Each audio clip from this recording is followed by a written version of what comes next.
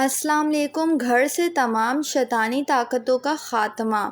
بیت الخلاء کی صفائی پر کوئی سمجھوتہ نہیں اور بیت الخلاء کو مستقل بنیادوں پر صاف ستھرا اور بدبو سے پاک رکھیے۔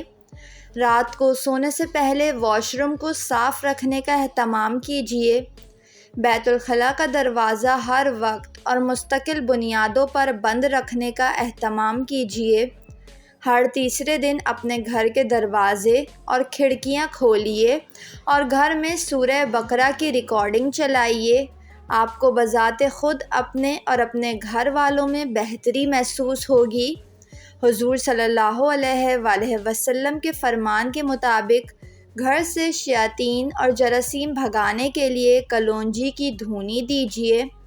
گھر میں جگہ جگہ شیشہ آویزاں نہ کیجیے۔ گھر میں ایسی جگہ نہ بیٹھیے جہاں سے ابھی ابھی کوئی اٹھ کر گیا ہو۔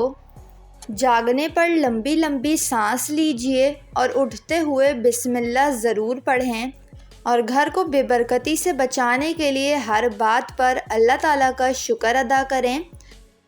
میلے کپڑوں کو ہمیشہ بیت الخلاء سے باہر کسی ٹوکری میں رکھنے کا اہتمام کیجیے۔ بیت الخلاء میں کبھی عطر نہ رکھیے اور نہ ہی اس میں خوشبو وغیرہ کا استعمال کیجیے۔